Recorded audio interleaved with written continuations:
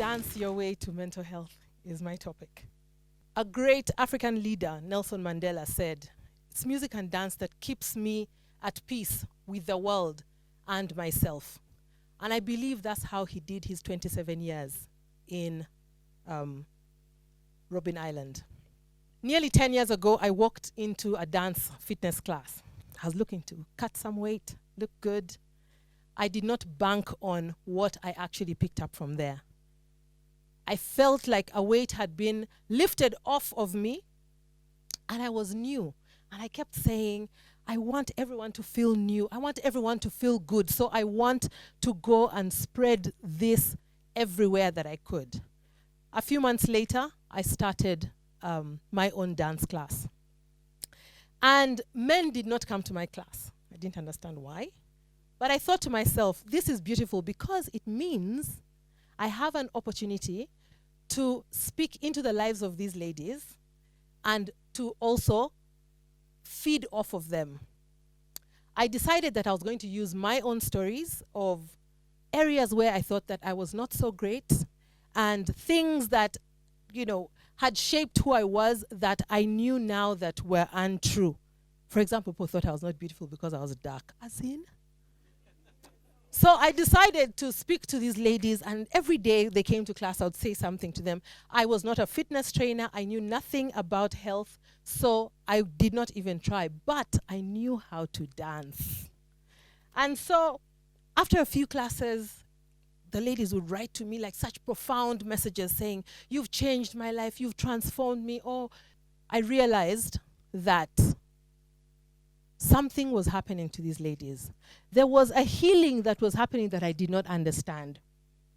I kept questioning what, until I realized that as women, we carry a huge burden every day. The bar has been set so high for us in every sphere of our being. You have to be the best wife, the best mother, the best employee, the best daughter-in-law, the best child, the best friend, the best everything. So I thought to myself, in this space, we're going to be nothing. We drop all the labels. We're just a group of girls who want to have fun. And that's what we did every day. I realized that allowed the ladies in the class to take that burden off their heads, lay it down, because then they were able to see themselves for the beautiful human beings that they were. And to be able to say, why do I take this? I should drop the other. And we continued to dance. As we gained confidence and self-love, we decided we want to go and show this to the rest of the world. So when someone had a function, I would go and ask, can we come and dance? Like just one song. They'll be like, okay. I mean, who turns down free entertainment, right? So would go and dance on these stages. We enjoyed it. Ladies would come to me and say, there's an event. Are we going to dance? I'd be like, okay, let me go and ask.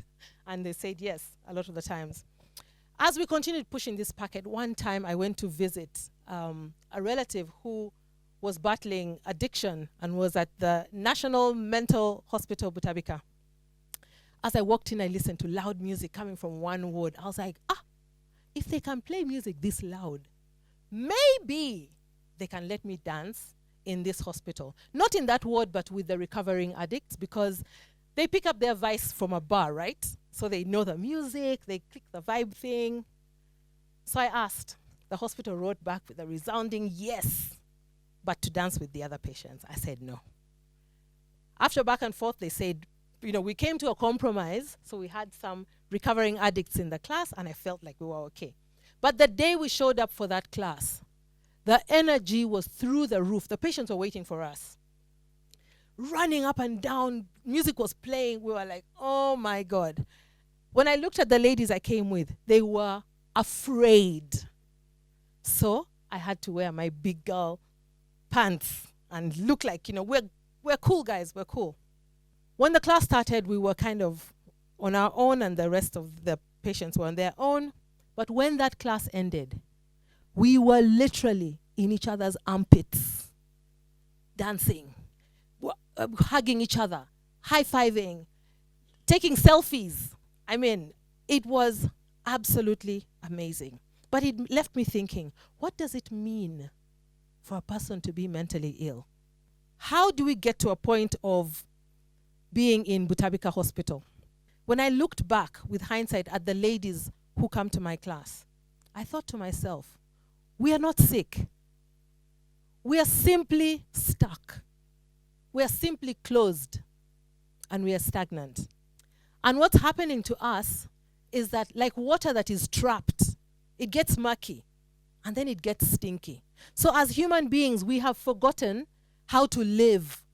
We have forgotten how to release, and we've forgotten how to flow. We are spirit beings living a spiritual experience here in the physical world. Do we agree? However, today, we lean so much on the physical that we forget the other aspect. Now, when we dance, we bridge the two worlds.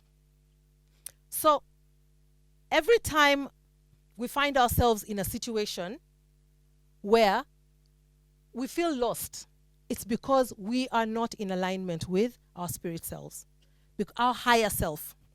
So when we dance, we bridge those two.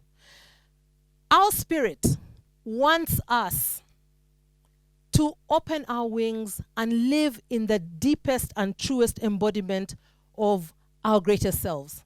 But as human beings, we want to control things. We think we can control things. And every time we try, we realize that we are too big to contain.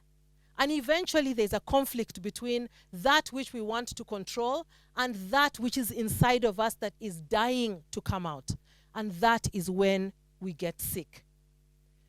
The Oxford Dictionary describes or defines dance as a series of steps and movement that match the speed and rhythm of a piece of music or sound, which is fantastic. But that is just a small definition of what dance really is. Dance is everything that there is. Dance is the ebb and flow of life, the in and out.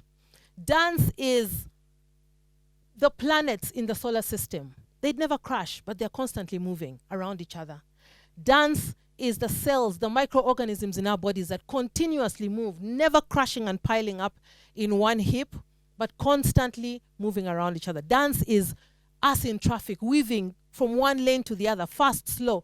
Dance is also us walking together, and I take my foot off, you put yours there, and then I take the other. This is why we're walking. There's something called the sidewalk dance, because of how many people on a sidewalk are able to walk on it in a rush and not crash. So even people coming in and out of our lives, whether they come as friends, as relationships, as people who come in and maybe pass away, they are all part of this dance. When we dance, we release the need to control. When ladies walk into a Zumba class, they're shy, they're timid, they hold back.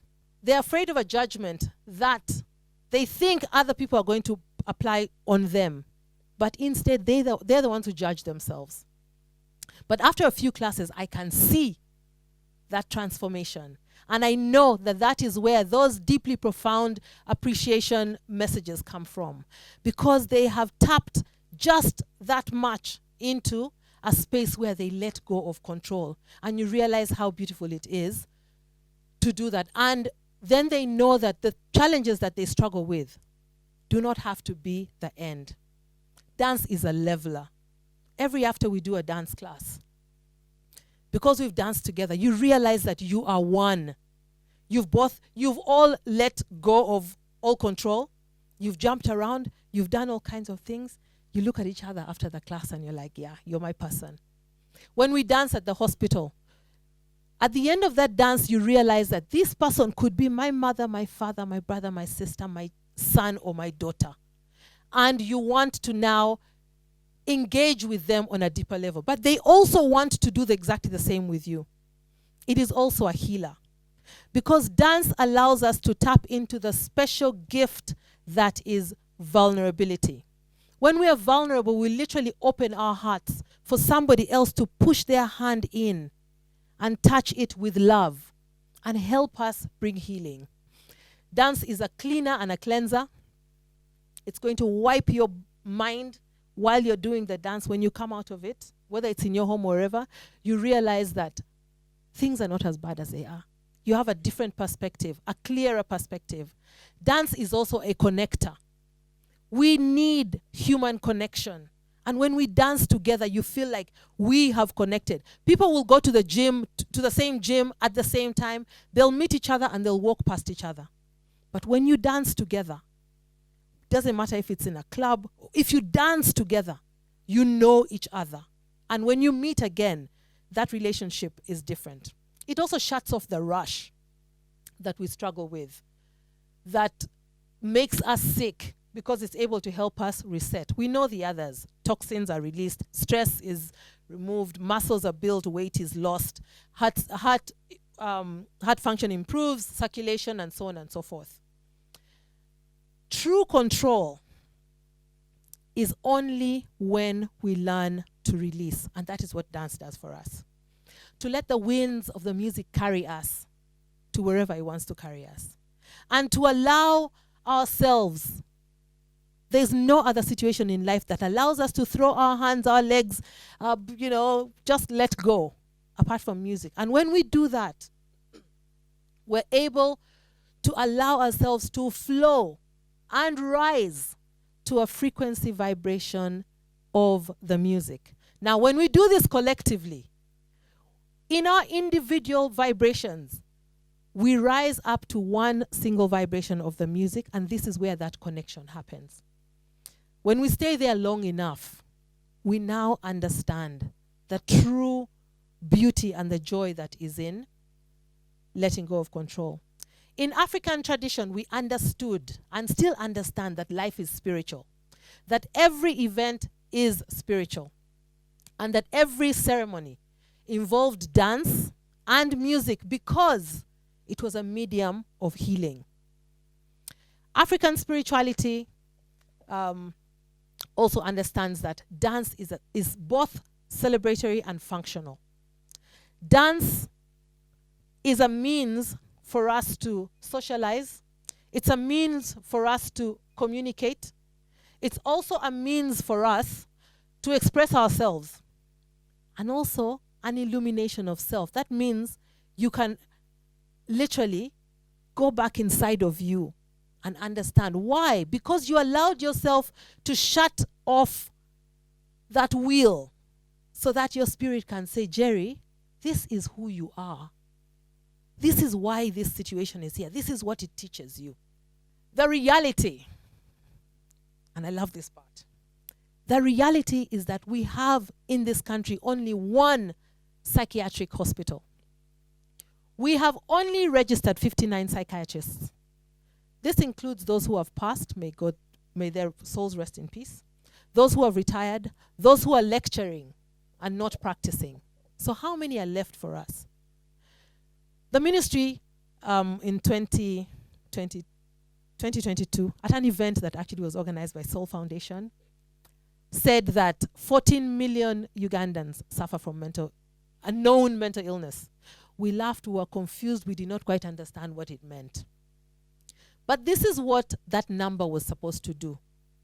If 14 million Ugandans have a known mental illness, if each of them is attached to two people, mother, father, wife, son, daughter, son, sister, brother, that means another 28 million are directly affected by mental illness. 1% of the health budget goes to mental health, still. But of that 1%, a large percentage goes to Butabika Hospital because they provide a service, a free service to people from all over the country. So what does that leave us with? It means that we have a responsibility to one another because no one is coming to save us, guys. And for me, it presents a beautiful opportunity because we cannot sit back and say somebody else is going to do it. We have to do it. You and I have to do it. So we have to lean into the available alternative forms of therapy that are free, and dance is free to all of us. When we did the dance classes, we actually danced in Butabika Hospital. After that one class, My life changed completely. And I went back to that hospital every single month for 3 years until we went into lockdown. So, as I end my presentation, I want us to think about this. In fact, I want us to act. To all go back to our communities, wherever we are. Go back to your community and promote dance as a mechanism of healing. Promote dance as a way that is going to help people with their mental health challenges. And we also need to fund the research for it. Because so many people ask, they know it works, but they're like, but. The funding for that research needs to be done. Ladies and gentlemen, thank you very much.